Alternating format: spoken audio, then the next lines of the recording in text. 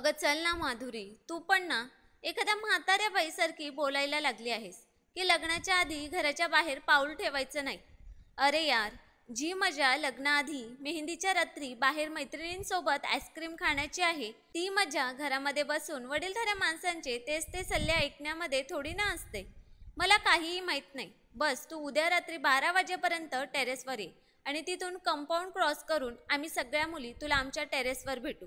तिथून आपण गाडीतून बाहेर जाऊ, आईस्क्रीम खाऊ आणि खूप एन्जॉय करू, जेणेकरून ही रात्र आपल्या सगळ्यांसाठी अगदी आठवणीत राहील. रिया माझी बालपणीची जिवलग मैत्रीण होती.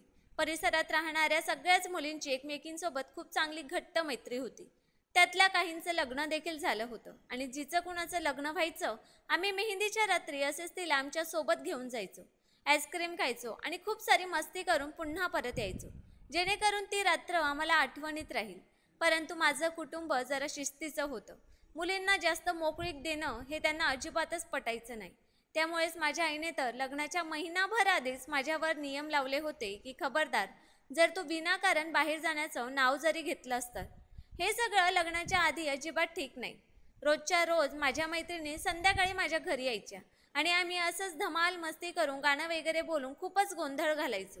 त्या मला माझा होणारा नवरा महेशवरून खूप चिडवायच्या. महेश माझ्यासाठी अगदीच अनोळखी होता. आमच्या लग्नाला अजून 8 दिवस बाकी होते. परंतु माझी सासू आमच्या घरी येऊन सांगून गेली होती की आमच्या इथे हे मेहंदीचे कार्यक्रम असं काही होत नाही, त्यामुळे हे आम्ही मेहंदीचा कार्यक्रम असं काही करणार नाही. परंतु मी माझ्या घरामध्ये सर्वात लहान होते, त्यामुळेच माझ्या सगळ्याच मोठ्या बहीण भावांनी ठरवलं होतं की ते माझ्या लग्नामध्ये त्यांची सगळी हौस मौज पूर्ण करणार. आणि मी देखील हाच विचार करत होते की लग्न तर एकदाच होतं, मग मी का माझ्या लग्नाचा आनंद कमी करू. मेहंदीच्या कार्यक्रमाच्या वेळी फक्त आमच्या घरातीलच लोक हजर होते. मुलाकडचे कोणीही त्या कार्यक्रमात येणार नव्हते. त्यामुळेच माझ्या आईने सांगितलं की आपण हा मेहंदीचा कार्यक्रम जरा लवकरच करू, 3-4 दिवस आधीच करू आणि मग लग्न.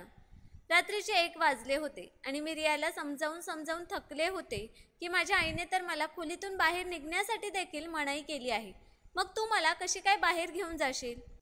ती बोलू लागली की हे सगळं तू माझ्यावर सोड. तुझ्या मेहंदीचा ड्रेसमध्ये आम्ही तुला घेऊन जाऊ आणि आईस्क्रीम देखील खाऊ. तू अगदी निर्धास्त राहा. बस तू फक्त 1 तासानंतर टेरेसवर ये.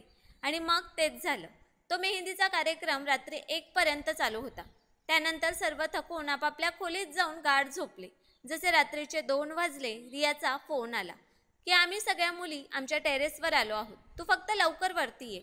मी त्यावेळेला माझ्या मेहंदीचा मोरपंखी रंगाचा लेहंगा घातला होता. ज्वेलरी देखील काढण्याची परवानगी दिली नव्हती मला माझ्या मैत्रिणींनी. बोलू लागल्या, तसंच मेकअप केलेली, नटलेली, सजलेलीच ये. मी घाबरतच माझ्या खोलीचा दरवाजा उघडला. तेव्हा घरात एकदम शांतता पसरलेली होती. सर्वजण खूपच थकले होते, त्यामुळे झोपले होते. मी दबक्या पावलांनी चालत चालत टेरेसकडे आले. हळूहळू पायऱ्या चढत जसं टेरेसवर पोहोचले, माझ्या सगळ्या अफलातून मैत्रिणी रियाच्या टेरेसवर हजर होत्या. मला पाहताच दबक्या आवाजात हसू लागल्या. मी त्यांच्याकडे रागाने पाहत माझ्या ओठांवर बोट ठेवलं आणि त्यांना शांत राहण्याचा इशारा केला. मग मी त्याच लेंग्यामध्ये भिंतीवरून उडी मारून रियाच्या टेरेसकडे गेले आणि मग तिथूनच आम्ही अगदी शांतपणे जिना उतरलो. रियाच्या टेरेसच्या पायऱ्या बाहेरच्या अंगणाकडे होत्या आणि तिथून त्यांचा मेन गेट जवळच होता. रियाने गाडी आधीपासूनच मेन गेटच्या इथे उभी करून ठेवली होती. आम्ही अगदी शांतपणे हळूहळू पावलं उचलत मेन गेट उघडून गाडीत बसलो. गाडी रियाच चालवत होती. आम्ही 6 मैत्रिणी होतो. रात्रीचे 2 वाजता आमच्या गल्लीत तर अगदी सन्नाटा पसरलेला होता. परंतु बाजारातील काही दुकानं चालू होते आणि तसंही मोठ्या सिटींमध्ये तर खूप उशिरापर्यंत दुकानं चालूच असतात. आम्ही मेन मार्केटमध्ये पोहोचलो तेव्हा जास्तीत जास्त दुकानं तर बंद झाली होती. बस 1-2 दुकानं तेवढी उघडी होती. आम्ही एका आईस्क्रीम पार्लरमध्ये जेव्हा दाखल झालो तेव्हा तो दुकानदार बोलू लागला की टाईम संपला आहे, त्यामुळे माफ करा, तुम्ही इथून जा. परंतु आम्ही त्याच्याकडे विनंती केली की प्लीज आम्हाला आईस्क्रीम खाऊ द्या. रिया बोलू लागली की दादा, आमचा नाही तर नवरीचा तरी विचार करा, जी घरातल्यांपासून लपून छपून आईस्क्रीम खायला आली आहे. सगळ्या मुली हसू लागल्या. तो आईस्क्रीम पार्लरवाला देखील हसू लागला. बोलू लागला की ठीक आहे, चला या. जेव्हा आम्ही आतमध्ये गेलो तेव्हा तिथे फक्त एक तरुण मुलगा बसून खूप सारे आईस्क्रीम स्वतःच्या समोर ठेवून खात होता. त्या मुलाची नजर माझ्यावरच होती, कारण की मी मेहंदीचा ड्रेस घातलेला होता, जो बऱ्यापैकी फॅन्सी होता. बाकी सगळ्या मैत्रिणींनी तर अगदी साधे कपडे घातले होते. आम्ही एका टेबलवर बसलो. तो मुलगा सारखा सारखा मलाच पाहत होता. आमची आईस्क्रीम जशी संपली मी रियाला म्हणाले की प्लीज चल इथून लवकर, कारण की मला खूप अस्वस्थ होत आहे. याच्या आधी की आम्ही त्या आईस्क्रीम पार्लरमधून बाहेर निघू तो तरुण मुलगा उठला आणि मेन दाराजवळ आला आणि तिथे जाऊन उभा राहिला. आम्ही अजून आमच्या खुर्चीतून उठलो देखील नव्हतो की जेव्हा त्याने मेन दाराजवळ उभं राहून त्या दुकानदाराला रागाने आवाज दिला. बोलू लागला की बाहेर निघ आणि दुकानाचा शटर बंद कर. हे ऐकताच आम्हा सगळ्या मुलींचा श्वासच अडकला होता. सोबतच त्या मुलाने स्वतःच्या खिशातून बंदूक काढली. हे पाहून तर आमच्या चेहऱ्यावरचा रंगच उडाला होता. आम्ही त्या आईस्क्रीम पार्लरच्या मेन दाराजवळ गेलो. आम्हाला वाटलं कदाचित तो माणूस दुकान लुटायला आला आहे, त्यामुळे आम्ही तिथून निघून जाणं चांगलं होतं.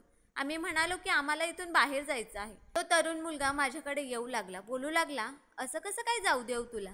तुझ्या सौंदर्याने तर माझी शुद्धच हरपली आहे. काय कमालीची दिसतेस ग तू. हे ऐकून तर माझं हृदय धडधडायचं बंदच झालं. मग त्याने आईस्क्रीम पार्लर मालकाला सांगितलं की तू बाहेर जाऊन शटर बंद करतोस की मी तुझा भेजा उडवू. त्याने बंदूक त्या मालकाच्या डोक्यावर रोखून बोलू लागला. तो मालक घाबरला आणि माझ्या मैत्रिणी देखील खूप घाबरल्या. माझी तर ही अवस्था होती की मी आता रडणारच होते. मी थोडं सावरून म्हणाले, तुला माहिती नाहीये की माझे बाबा पोलिसात आहे. सोड मला, नाहीतर मी तुला सोडणार नाही. पोलिसांच्या हवाली करेन. मला त्यावेळेला तेच कारण योग्य वाटलं होतं. हे ऐकताच तो तरुण मुलगा अगदी हैराणीने मला पाहू लागला. बोलू लागला, अच्छा तर तू मला पोलिसांच्या हवाली करशील. त्याने माझा हात पकडून मागे केला आणि दाराजवळून बाजूला झाला आणि त्या दुकानदाराला बोलू लागला की बाहेर जा आणि जे सांगितलंय ते कर. मग माझ्या मैत्रिणींना बोलू लागला की समोर त्या टेबलवर बसा. स्वतःच्या या सुंदर मैत्रिणीला स्वतःच्या सोबत घेऊन जायचं आहे ना, लग्न आहे ना हिचं. आता हिला मी हे सांगतो की लग्नाच्या रात्री हनीमून कसा साजरा करायचा. हे ऐकताच माझा जीव कंठाशी आला होता. माझ्या मैत्रिणी देखील त्याला बोलू लागल्या की देवासाठी आम्हाला जाऊ देत.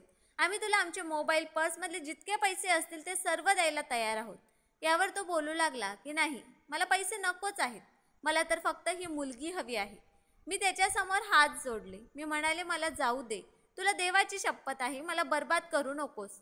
माझं बोलणं ऐकून तो हसू लागला. बोलू लागला की का, तुझा होणारा नवरा काय DSP आहे का? तो एक एक पाऊल माझ्या जवळ येत होता आणि मी भीतीने अगदी थरथरत होते. बोलू लागला, आता तर मी हट्टालाच पेटलो आहे. मला बघायचं आहे की ही मुलगी मला कशी काय पोलिसांपर्यंत पोहोचवते. मी हिला आता कोणत्याही किमतीत सोडणार नाही. तो अजून हे बोलतच होता की इतक्यातच दुकानाचं शटर बंद झालं. माझ्या मैत्रिणी सारखं त्या मुलाला बोलू लागल्या की आम्हाला जाऊ देत. तेव्हा त्याने बंदूक त्यांच्याकडे रोखली. बोलू लागला की जास्त बडबड केली तर तुम्हा लोकांना देखील गोळी मारेल. शांतपणे त्या टेबलवर बसा. माझ्या मैत्रिणी टेबलवर बसल्या. तो तरुण माझ्याजवळ येऊ लागला तेव्हा मी खुर्ची उचलली आणि त्याला मारण्याचा प्रयत्न करू लागले. परंतु त्याने ती खुर्ची पकडून एका साईडला फेकून दिली आणि मग बोलू लागला की तू जास्तच फडफड केलीस तर याद राख, तुझ्या इज्जतीचे धिंडवडे काढेन. सकाळच्या आधी तुला सोडणार नाही मी. परंतु जर तू माझं बोलणं ऐकलंस तर खूप लवकरच तुला माझ्यापासून सुटका मिळेल. परत जा आणि लग्न कर. त्याच्या त्या बोलण्यावरून वागण्यावरून वाटत होतं जणू काय तो खूपच नशेमध्ये आहे. बोलू लागला की कोणाला कानोकान खबर देखील होणार नाही. परंतु मला ही गोष्ट अजिबातच मंजूर नव्हती. मी म्हणाले की तू माझ्यापासून लांब राहा, नाहीतर मी तुझा जीवच घेईन. परंतु त्या नराधमाने तर खूप निर्दयीपणे मला त्याच्या हवसचा शिकार बनवलं होतं. माझं ओरडणं, किंचाळणं आणि माझ्या मैत्रिणींचे ते हुंदके, बस याच सगळ्यांचा आवाज मला त्या आईस्क्रीम पार्लरमध्ये ऐकू येत होता. स्वतःची भूक भागवल्यानंतर तो नराधम बोलू लागला की जर तू हे सगळं अगदी शांतपणे करू दिलं असतंस तर मी तुला असंच सोडून दिलं असतं. परंतु आता आम्ही तुझ्या या नाजूक कमरेवर एक अशी निशाणी लावेन की ज्यामुळे तुझ्या नवऱ्याला लग्नाच्या रात्रीच तुला पाहून तुझ्या खरेपणाबद्दल सगळं काही समजेल. असं बोलून त्याने त्याच्या खिशातून एक ब्लेड काढला. मी त्यावेळेला तसंही अगदीच बेजान झाले होते. माझ्यामध्ये इतकी ताकद देखील नव्हती की मी त्याला अजून विरोध करू शकत होते. त्याने माझ्या कमरेवर माहीत नाही काय लिहिलं होतं. मी वेदनेने अगदीच कळवळले. त्यानंतर तो माझ्या मैत्रिणींना बोलू लागला की जा, घेऊन जा हिला. माझ्या मैत्रिणी मला गाडीपर्यंत घेऊन आल्या. मला इथे आल्यामुळे खूपच पश्चाताप होत होता. असं वाटत होतं की काश मी माझ्या आईचं बोलणं ऐकलं असतं, माझ्या मैत्रिणींचं बोलणं ऐकलं नसतं तर बरं झालं असतं. माझ्या मैत्रिणी देखील खूपच रडत होत्या. माझ्याकडून माफी देखील मागत होत्या. परंतु मी अगदी शांत बसले होते. पहाटेचे 5 वाजले होते. अजूनही सगळीकडे अंधारच होता. रियाच्या टेरेसवरून मी माझ्या टेरेसकडे गेले आणि माझ्या खोलीत येऊन बसले. मग माझ्या नशिबावर हुंदके देत रडू लागले. माझ्या मनातून त्या माणसासाठी शिव्याशाप निघत होत्या, परंतु चूक तर माझी देखील होती. मला नव्हतं जायला पाहिजे होतं. सकाळपर्यंत मला ताप भरला होता. माझी आई हे पाहून टेन्शनमध्ये आली. तिला वाटलं की तापामुळे माझी ही अवस्था झाली आहे. ते दिवस माझे खूप मुश्किलात गेले होते. रियाने मला सांगितलं होतं की तू कोणाला काहीही सांगू नकोस, कोणाला काहीही समजणार नाही. परंतु ही गोष्ट माझ्या नवऱ्यापासून कशी काय लपून राहू शकते? आणि मग माझी इज्जत पायदळी तुडवून त्या माणसाने माहीत नाही माझ्या कमरेवर काय लिहिलं होतं की ज्यामुळे माझा नवरा पहिल्याच रात्री माझी हकीकत काय आहे हे ओळखू शकेल. माझ्या लग्नाचा दिवस अगदी जवळ आला होता. माझा रंग अगदीच पिवळा पडला होता. मी प्रत्येक वेळेला रडत राहायचे. आई मला कारण विचारायची तेव्हा मी सांगायची की तुम्हा लोकांपासून लांब होण्याचं दुःख आहे, परंतु ते दुःख काहीतरी दुसरंच होतं. माहीत होतं की जर माझ्या नवऱ्याला पहिल्या रात्री हे सगळं समजलं तर तो मला घटस्फोट देईल. मी माझ्या घरातल्यांना काय उत्तर देणार, काय सांगणार? जर मी त्यांना सगळं खरं सांगितलं तर ते मलाच वाईट साईड बोलतील की तू आमच्या परवानगीशिवाय रात्री का गेलीस. माझ्या मनातून फक्त त्या माणसासाठी शिव्याशाप निघत होते. देव करो आणि तो मरून जाऊ. त्याच्यासोबत देखील असेच काहीतरी व्हावं ज्यामुळे तो तडफडत राहावा. त्याने देखील अशाच वेदना सहन करत राहाव्यात. त्याने मरणाची भीक मागावी, परंतु त्याला मरण मिळू नये. मी जितक्या शिव्याशाप त्याला देऊ शकत होते देत होते. त्या माणसाने माझं आयुष्य अगदी बर्बाद करून टाकलं होतं. मला माहीत होतं की माझ्या लग्नाचा परिणाम काय होणार आहे. जसजसं माझ्या लग्नाचे दिवस जवळ येत होते माझ्या मनात एक वेगळीच भीती निर्माण झाली होती. लग्नाच्या दिवशी देखील नवरी होऊन मी अगदी भीतीने ग्रासले गेले होते. सर्व लोक आनंदात होते, माझी स्तुती करत होते, परंतु मी एकदम शांत होते. खरं तर मी महेशचा याआधी फक्त फोटोच पाहिला होता. लग्नाच्या आधीपर्यंत मला माझ्या नवऱ्याला पाहण्याची खूप हौस होती. मी दिवस मोजायचे माझ्या लग्नाचे, परंतु आज माझी इच्छा होती की हे सगळं दृश्य माझ्या डोळ्यांसमोरून गायब व्हावं किंवा ते स्वप्न बनावं ज्याच्या वास्तव्याशी काहीही संबंध नसावा. परंतु माझ्या हातामध्ये काहीच नव्हतं. पाठवणीच्या वेळेला देखील मी अगदी जीव नसल्यासारखी पावलं उचलत माझ्या घरातून बाहेर आले होते. मी माझ्या सासरी पोहोचले तेव्हा मला माझ्या खोलीत बसवल्या गेलं. त्यावेळेला माझं मन असं होतं जणू ते आता भीतीमुळे संपून जाईल. माझं मन झालं की कोणीतरी मला विष आणून द्यावं, जे विष खाऊन मी मरून जावं. काय उत्तर देणार माझ्या नवऱ्याला की मी पवित्र का नव्हते? त्यामुळे विचार केला की डोळे बंद करून सर्व हकीकत माझ्या नवऱ्याला सांगेल. परंतु त्यानंतर मला अशी देखील भीती वाटत होती की जर माझ्या नवऱ्याने माझ्यावर विश्वास ठेवला नाही आणि उलट मलाच बदनाम करून घराबाहेर हाकलून दिले तर काय होईल? माझा नवरा का अशा मुलीसोबत आयुष्य घालवेन जिने आधीपासूनच शारीरिक संबंध ठेवले आहेत? मी असं नाही बोलत की यामध्ये चूक माझी नाही, चूक माझी देखील होती. माझी चूक ही होती की मला रात्रीच्या त्या वेळेला बाहेर जायला नको पाहिजे होतं. मी हाच विचार करत होते की जेव्हा खोलीचा दरवाजा उघडला, महेश आतमध्ये आला. मी नजर वर करून त्याला पाहिलं तर तो खूपच समजूतदार असा माणूस वाटत होता. खूप शांतपणे येऊन तो माझ्या समोर बसला. मी माझ्या आतमध्येही हिंमत गोळा करण्याचा प्रयत्न करत होते की त्याला सर्व काही खरं सांगावं. मग त्याने मला कोणतीही शिक्षा दिली तरी चालेल, मी ती शिक्षा कबूल करेन. परंतु माझ्या तोंडातून एकही शब्द बाहेर निघत नव्हता. असं वाटत होतं जणू ते शब्द माझ्याजवळून हरवूनच गेले होते. असं वाटत होतं माझ्याजवळ बोलण्यासाठी काही शब्द शिल्लक नाहीत. काय बोलणार, कसं बोलणार, कुठून सुरू करणार? मी माझ्या विचारात मग्न होते की इतक्यातच माझ्या खांद्यावर महेशच्या गरम हाताने मी अगदी दचकले होते. मला समजत नव्हतं की मी काय करू. त्याने माझा हात पकडला, स्वतःच्या ओठांवर लावला आणि बोलू लागला की तुझा फोटो जेव्हा मी पाहिला होता तेव्हा तू मला खूपच आवडली होतीस. मग तुझ्या वागणुकीबद्दल जेव्हा माझ्या बहिणीने मला सांगितलं तेव्हा मी तर अक्षरशः तुझ्या प्रेमामध्ये वेडा होऊ लागलो. कारण की मी माझ्या बायकोबद्दल ज्या अपेक्षा ठेवल्या होत्या अगदी तशीच मला तू भेटली आहेस. असं बोलून त्याने मला पहिल्या रात्रीच गिफ्ट म्हणून माझ्या बोटात अंगठी घातली. बोलू लागला की माझी इच्छा आहे की तू ही अंगठी कधीही तुझ्या बोटातून काढू नयेस. त्यावेळी माझं मन तर जणू काही माझ्या मुठीमध्ये दाबलं जात होतं. माझा नवरा माझ्यावर खूप प्रेम करत होता आणि प्रत्येक बाईप्रमाणे माझी कुठेच कमतरता नसावी. परंतु जर मी त्याला खरं सांगितलं असतं तर नक्कीच त्याचं हे वागणं बदललं असतं. तो माझ्यासोबत अगदी प्रेमाच्या गोष्टी करत होता, परंतु माझ्या डोक्यात काहीतरी वेगळेच विचार चालू होते. हळूहळू त्याने माझे दागिने काढायला सुरुवात केली. परंतु अशा क्षणी देखील माझ्या चेहऱ्यावर कसलंच हसू नव्हतं की लाजणं नव्हतं. तो मला विश्वास देण्याचा प्रयत्न करत होता. बोलू लागला की लग्नाचं हे नातं बंधन वर्षानुवर्ष चालत आलं आहे. आपल्या वडीलधाऱ्या लोकांचं हे बोलणं आहे की देवाने नवरा बायकोच्या नात्यामध्ये अगदी भरभरून प्रेम ठेवलेलं असतं, असं बोलून त्याने सुरुवात केली होती. मी म्हणाले, लाईट बंद करा ना. बोलू लागला की मला एकदम अंधारात झोप येत नाही. परंतु जसं त्याने मला त्याच्या मिठीत घेऊन माझ्या कमरेवर हात ठेवला, त्याचा हात माझ्या त्याच जागेवर लागला जिथे मला जखम झाली होती. त्या नालायक नराधमाने ब्लेडने माझ्या कमरेवर खूपच खोल जखम केली होती.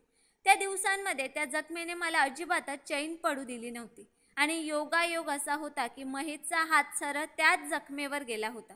मी अगदी सुस्कारा सोडला. त्याने लगेचच त्याचा हात मागे केला. बोलू लागला की काय झालं तुला?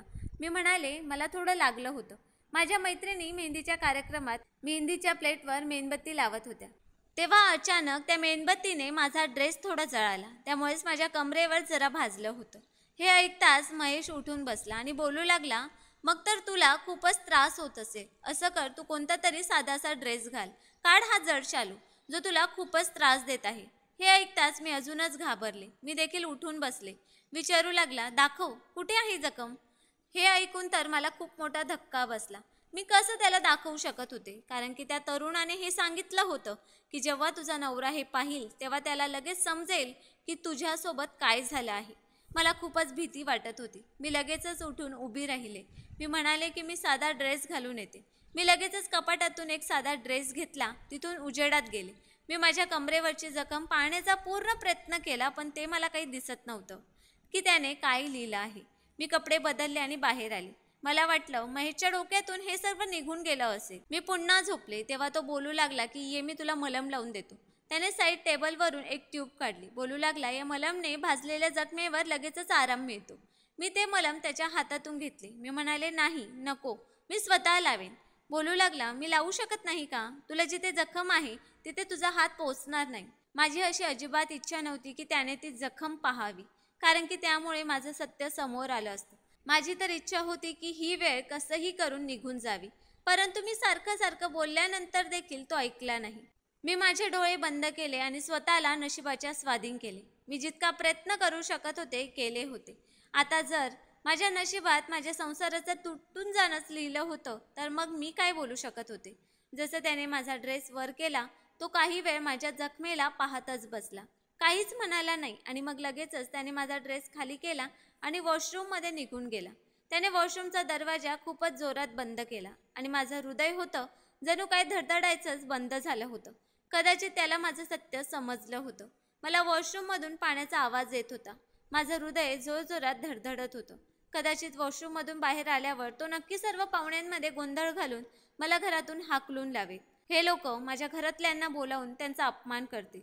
माझं मन झालं, जर मला मरण आलं असतं तर बरं झालं असतं. परंतु मी पाहिलं की तो वॉशरूममधून बाहेर आला तेव्हा त्याच्या डोळ्यातून अश्रू वाहत होते. माझं हृदय अजूनही जोरजोरात धडधडत होतं. भीतीने मी थरथरत होते की माहीत नाही आता काय होईल. परंतु मला हैराणीचा झटका तेव्हा बसला जेव्हा तो बेडवर येऊन अगदी हुंदके देत रडू लागला. बोलू लागला की देवा, तुझे खूप खूप आभार आहेत. हे ऐकून माझं तर डोकंच चक्रावलं. तो कोणत्या गोष्टीचे आभार मानत होता? मला वाटलं होतं जणू काय तो हे सर्व पाहून मला घरातून बाहेर हाकलून लावेल. परंतु तो तर, किंवा कदाचित त्याने दुसऱ्या कोणत्या तरी गोष्टीसाठी आभार मानले असतील. कदाचित त्या तरुणाने माझ्या कमरेवर फक्त जखम केली असेल. काहीही असं लिहिलेलं नसेल ज्यामुळे हे समजेल की माझ्यासोबत जबरदस्ती झाली आहे. जसं तो माझ्या जवळ आला, माझ्या कमरेवर औषध लावलं. बोलू लागला, तू आराम कर, तुला आरामाची गरज आहे. मी तर त्याचं ते वागणं पाहून पुन्हा हैराण झाले. त्याने त्या रात्री मला स्पर्श देखील केला नाही. हे सगळं वागणं माझ्यासाठी खूपच विचित्र होतं, कारण की ज्या प्रकारे तो माझी स्तुती करत होता, स्वतःच्या बेताबीपणाबद्दल सांगत होता, मला नव्हतं वाटत की तो रात्री त्याचा अधिकार वसूल केल्याशिवाय मला झोपू देईल. परंतु त्याने मला हात देखील लावला नाही. मी जितका त्याबद्दल विचार करत होते, अगदीच त्यामध्ये गुंतली जात होते. सकाळी नाश्त्यानंतर बोलू लागला की मला तुझी कोणासोबत तरी भेट घडवून आणायची आहे. मग तो मला टेरेसवर घेऊन गेला. तिथे एक खोली होती जी बंद होती. त्याने हलकेच टकटक केलं. आतून आवाज आला, कोण आहे? बोलू लागला की मी आहे, महेश. आतून आवाज आला, अरे मग ये ना. जसं महेशने दरवाजा उघडला तेव्हा समोरचं दृश्य पाहून मला असं वाटलं की ही धरती फाटावी आणि मी त्यात सामावून जावं. माझ्यावर तर संकटाचा डोंगरच कोसळला होता, कारण की समोर तोच तरुण मुलगा व्हीलचेअरवर बसलेला होता. जितकं मी त्याला पाहून हैराण होत होते, तितकाच तो तरुण देखील मला पाहून हैराण होता. माझं हृदय तर असं होतं जणू काही धडधडायचंच बंद झालं होतं. मी लगेचच मागे वळले. मी बाहेर जाऊ लागले तेव्हा महेशने माझा हात पकडला. बोलू लागला की हा माझा लहान भाऊ आहे, भेटणार नाहीस त्याला? हे ऐकून तर माझ्यावर अजून एक संकट कोसळलं. तो देखील डोळे मोठे करून मला पाहत होता. देवा, ही कसली परीक्षा होती? माझा संसार तर कदाचित आता नक्कीच उद्ध्वस्त होणार होता. महेश मला आतमध्ये घेऊन गेला. खोलीचं दार देखील बंद केलं. तो तरुण माझ्यापासून नजर चोरत होता. त्याच्या चेहऱ्यावर भीतीने घाम येऊ लागला. महेशने मला त्याच्या जवळ नेऊन सोफ्यावर बसवलं. स्वतः देखील बसला. मग त्याच्या भावाला विचारू लागला की हीच मुलगी आहे का ती? हे ऐकताच माझा जीवच निघून गेला होता. याचा अर्थ त्याला हे सर्व माहीत होतं. त्याच्या भावाने नजर वर करून पाहिलं नाही, नजर खाली घालून फक्त होकारार्थी मान हलवली. सोबतच हुंदके देत रडू लागला, हात जोडू लागला, बोलू लागला की मला माफ कर. मी तुझ्यासोबत खूपच वाईट व्यवहार केला आहे, परंतु बघ मला त्याची किती मोठी शिक्षा मिळाली आहे. त्या रात्री मला माझ्या मित्रांनी ड्रिंकमध्ये नशा मिसळून दिली होती आणि जर मी तसंच माझ्या घरी गेलो असतो तर माझ्या वडिलांना समजलं असतं. त्यामुळेच मी आईस्क्रीम पार्लरमध्ये जाऊन खूप साऱ्या आईस्क्रीम मागवल्या आणि खाऊ लागलो. जेव्हा मी तिथे तुला तुझ्या मैत्रिणींसोबत पाहिलं, तुझ्या सौंदर्याला पाहून राक्षस माझ्या अंगात घुसला. मी असा छंद म्हणून माझ्या मित्रांसोबत मिळून मोबाईलची चोरी करायचो. त्यामुळेच बंदूक माझ्या खिशात असायची. कधी कधी मी ड्रिंक देखील करायचो. परंतु माझ्या घरातल्यांना याबद्दल काहीच माहीत नव्हतं. पण महेशला मात्र सर्व काही ठाऊक होतं, कारण की मी त्याच्यापासून काहीच लपवत नव्हतो. तो नेहमीच मला अडवायचा की हे असं करू नकोस. मी सांगायचो की हो, सोडून देईन, फक्त असंच छंद आहे. काही वर्ष स्वतःचे छंद पूर्ण केल्यानंतर सोडून देईन. परंतु तुला पाहिल्यानंतर एकतर ती नशा आणि त्यात माझ्या अंगातला राक्षस आणि सोबतच तुझ्या त्या धमकीने मला अजूनच राग आणला होता. आणि मी तुझ्यासोबत जो अत्याचार केला तो केल्यानंतर जसा मी बाईकवरून घरी जाऊ लागलो तेव्हा समोरून येणाऱ्या भरधाव गाडीसोबत माझा अपघात झाला. मी कायमस्वरूपी माझे दोन्ही पाय गमावले आहेत. असं बोलून तो हुंदके देत रडू लागला. बोलू लागला की मी महेशला सांगितलं होतं की मला त्या मुलीचे शिव्याशाप लागले आहेत. मी तिच्यासोबत खूप चुकीचं केलं आहे. काही दिवसानंतर तिचं लग्न होतं. तिच्या नवऱ्याला जर खरं समजलं तर तो तिला बर्बाद करून सोडेल. बस माझ्यासाठी एकदा त्या मुलीचा शोध घे. मग तो पुढे बोलू लागला की माझा भाऊ महेश एक डॉक्टर आहे आणि त्यामुळे अत्याचार झालेल्या मुलींच्या केसेस हाताळण्याची त्याने पोलिसांजवळून परवानगी घेतली आणि प्रत्येक हॉस्पिटलमधल्या अत्याचार झालेल्या मुलींची तपासणी केली, जेणेकरून तो तुला शोधू शकेल आणि जेणेकरून मी तुझ्याजवळ माफी मागू शकेल. परंतु हे शक्य झाले नाही. त्याचे बोलणे ऐकून मला आता समजलं होतं की रात्री महेशने आभार कसले मानले होते. महेश बोलू लागला की जे काही झाले त्यात तुझा काहीच दोष नाही माधुरी. जे झालं तो फक्त एक अपघात होता आणि तुझ्यासोबत ते वाईट कृत्य करणारा माझा हा मवाली भाऊ होता. परंतु तो माझा सक्का भाऊ असल्याने मी त्याला जीवानीशी मारू शकत नाही आणि तसंही तो आता अर्धा मेलाच आहे. पूर्ण आयुष्य त्याला आता अपंग होऊनच जगावं लागेल. त्यामुळे माझी तुझ्याकडे फक्त एकच विनंती आहे की तू याला माफ करावं. यावर मी म्हणाले की कसं माफ करू मी याला? माफ करणं इतकं सोपं असतं का? असं बोलत असताना मी हुंदके देत रडू लागले. मी म्हणाले, महेश, तुला माहीत नाहीये याने माझ्या आत्म्याला किती जखम पोचवली आहे. मला जर हे आधी माहीत राहिलं असतं की हा तुझा भाऊ आहे तर मी कधीच तुझ्यासोबत लग्न केलं नसतं. तू मला बिनधास्त सोडू शकतोस, पण या नराधमासाठी माझ्याकडून माफी मागू नकोस.